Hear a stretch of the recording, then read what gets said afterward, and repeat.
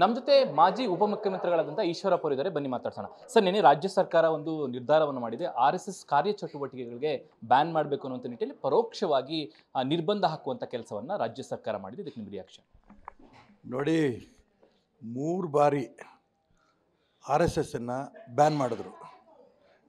ಕಾಂಗ್ರೆಸ್ ಸರ್ಕಾರದ ಬ್ಯಾನ್ ಮಾಡೋದು RSS ಹೊಸದಲ್ಲ, ಮಾಡ್ತಾನೇ ಇದ್ದಾರೆ. ತುರ್ತು ಪರಿಸ್ಥಿತಿ ಸಂದರ್ಭದಲ್ಲಿ ಮಾಡಿದ್ರು. ಆ ಸಂದರ್ಭದಲ್ಲಿನೇ ಇಂದಿರಾ ಗಾಂಧಿನೇ ಚುನಾವಣೆ ಸೋತೋದ್ರು. ಯಾರ್ಯಾರು RSSನ ವಿರುದ್ಧ ಬರ್ತಾರೋ ಅವರೆಲ್ಲರೂ ಕೂಡ ನಷ್ಟ ಅನುಭವಿಸ್ತಾರೆ. ಈ ಹೊಸದಾಗೇನೋ RSSನ್ನು ಹೆಸರು ಹೇಳೋ ಧೈರ್ಯ ಇಲ್ಲದೇ ಎಲ್ಲ ಸಂಘ ಸಂಸ್ಥೆಗಳು ಸಾರ್ವಜನಿಕ ಕ್ಷೇತ್ರದಲ್ಲಿ ಯಾರು ಬರ್ತಾರೋ ಅವರೆಲ್ಲರೂ ಕೂಡ ಅನುಮತಿ ತಗೋಬೇಕು ಅಂತಾರೆ. RSSನ ಹೆಸರು ಯಾಕೆ ಹೇಳಲ್ಲ? RSS ಹೆಸರು ಹೇಳಿದ್ರೇ ಭಯ ಇವರಿಗೆ. ಹಾಗಾಗಿ ಯಾವುದೇ ಕಾರಣಕ್ಕೂ ಕೂಡ ಇವ್ರು ಯಾವ ಭಯಕ್ಕೂ ಕೂಡ RSS ಬಗ್ಗೋದಿಲ್ಲ. ರಾಷ್ಟ್ರದಲ್ಲಿ, ದೇಶದಲ್ಲಿ, ಪ್ರಪಂಚದಲ್ಲಿ RSSಸು ಅತಿ ದೊಡ್ಡ ಸಂಘಟನೆ. ಈ ಸಂಘಟನೆಯನ್ನು ಹಾಳು ಮಾಡೋಕ್ಕೆ ಯಾರ ಕೈಯಲ್ಲಿ ಸಾಧ್ಯ ಇಲ್ಲ. ಇಲ್ಲೇನೋ ಕರ್ನಾಟಕ ರಾಜ್ಯದಲ್ಲಿ ಕಾಂಗ್ರೆಸ್ನಲ್ಲಿ ಕುತಂತ್ರ ನಡೀತಾ ಇದೆ. ಸಿದ್ದರಾಮಯ್ಯನ ಇಳಿಸಬೇಕು ಅನ್ನೋ ಆಟವೋ ಅಥವಾ ಅವರ ಪಕ್ಷದಲ್ಲಿಂದ ಗುಂಪುಗಾರಿಕೆ ಮುಚ್ಕೋಬೇಕೋ, ಇದೆಲ್ಲದಕ್ಕೂ ಗಮನ ಇಟ್ಟುಕೊಂಡು ಅವರು RSSನ ಬಗ್ಗೆ ಬಂದಿದ್ದಾರೆ.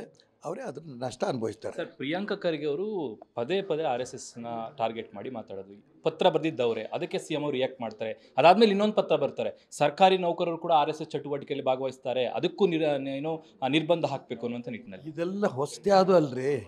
ಸರ್ಕಾರಿಗೆ ನೌಕರಿಯಲ್ಲಿ ಯಾರೋ RSSನ ಭಾಗವಹಿಸಬಾರ್ದು, RSS ಬ್ಯಾನು, ಇವೆಲ್ಲ ಯಾವುದು RSS ಹೊಸದಲ್ಲ.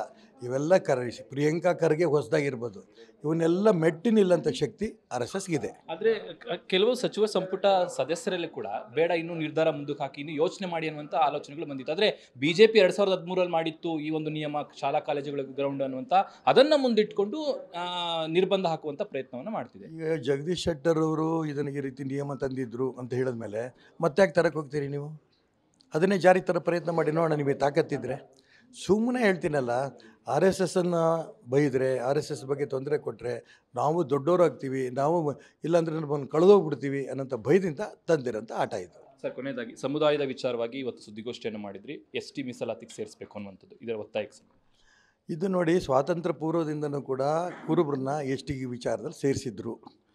ಸ್ವಾತಂತ್ರ್ಯ ನಂತರವೂ ಕೂಡ ಕೆಲವು ಏರಿಯಾಗಳಲ್ಲಿ ಮಾತ್ರ ಕುರುಬರು ST ಅಂತಿದೆ. ಈಗ ಕುಲಶಾಸ್ತ್ರ ಅಧ್ಯಯನ ಇಡೀ ರಾಜ್ಯಕ್ಕೆ ಚರ್ಚೆ ಆಗಿ ವರದಿ ಬಂದಿದೆ. ಅದರ ಪ್ರಕಾರ ST ಸೇರಬೇಕು ಅನ್ನೋದು ಆಗಿರೋದ್ರಿಂದ ಯಾವುದೇ ಸಮುದಾಯಕ್ಕೆ ತೊಂದರೆ ಆಗದೆ, ವಾಲ್ಮೀಕಿ ಸಮಾಜ ಇರ್ಬೋದು, ಬೇರೆ ಯಾವುದೇ ಸಮಾಜಕ್ಕೆ ತೊಂದರೆ ಕೊಡದೇನೆ ಈಗ 7% ವಾಲ್ಮೀಕಿ ಸಮಾಜಕ್ಕೆ ಮೀಸಲಾತಿ ಇದೆ. ಒಟ್ಟಾರೆ ಒಂದು 20% ಮಾಡಿದ್ರೆ ಕುರುಬರು, ಬೇರೆ ಬೇರೆ ಯಾರ್ಯಾರು ಇದಕ್ಕೆ STಗೆ ಎಲಿಜಿಬಿಲಿಟಿ ಇದೆ ಅವರಿಗೆಲ್ಲರೂ ಕೊಡ್ಬೋದು. ಇದರಲ್ಲೇನು ತೊಂದರೆ ಆಗಿಲ್ಲ, ಕೊಡಬೇಕು ಅಂತ ಒತ್ತಾಯ. ಕೊನೆಯದಾಗಿ RSS ವಿಚಾರವಾಗಿ, RSS ಸಂಘಟನೆ ದೇಶಕ್ಕೆ ಏನು ಮಾಡಿಲ್ಲ, ಸ್ವಾತಂತ್ರ್ಯ ಹೋರಾಟಕ್ಕೆ ಏನು ಮಾಡಲಿಲ್ಲ ಅನ್ನುವಂಥದ್ದು ಕಾಂಗ್ರೆಸ್ನ ವಾದ. ಸೊ ಇದಕ್ಕೆ ಸಂಬಂಧಪಟ್ಟ ಈ ಕಾಂಗ್ರೆಸ್ ವಾದ ಅಲ್ಲ ಇದು, ಈ ಪ್ರಿಯಾಂಕಾ ಖರ್ಗೆ ವಾದ.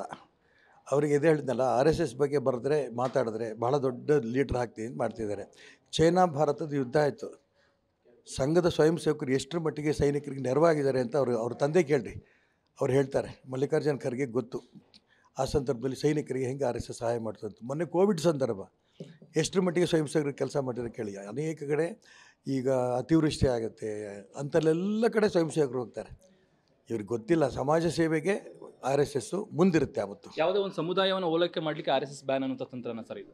ಯಾವುದೋ ಸಮುದಾಯ ಎಲ್ಲ ಮುಸಲ್ಮಾನರು ಸಂತೃಪ್ತಿ ಮಾಡಿ ಅವರಿಂದ ಓಟ್ ತೊಗೋಬೇಕು ಅನ್ನೋ ಒಂದೇ ಕಾರಣಕ್ಕೆ RSSನ ಟೀಕೆ ಮಾಡೋಕ್ಕೆ ಪ್ರಯತ್ನ ಮಾಡ್ತಾರೆ. ಟೀಕೆ ಮಾಡೋದ್ರಿಂದ ಅವ್ರಿಗೆ ನಷ್ಟ ಅವರಿಗೆ ವಿನ ಯಾವುದೇ ಕಾರಣಕ್ಕೂ RSSಗೆ ನಷ್ಟ ಆಗಲ್ಲ. Thank you so much sir. ಇದಿಷ್ಟು ಈಶ್ವರಪ್ಪ ಅವರ ಮಾತು. ಕ್ಯಾಮರಾಮನ್ ಪುರುಷೋತ್ತಮ್ ಜೊತೆ ಶ್ರೀನಿವಾಸ ರಾವ್, ಪಬ್ಲಿಕ್ TV, ಬೆಂಗಳೂರು.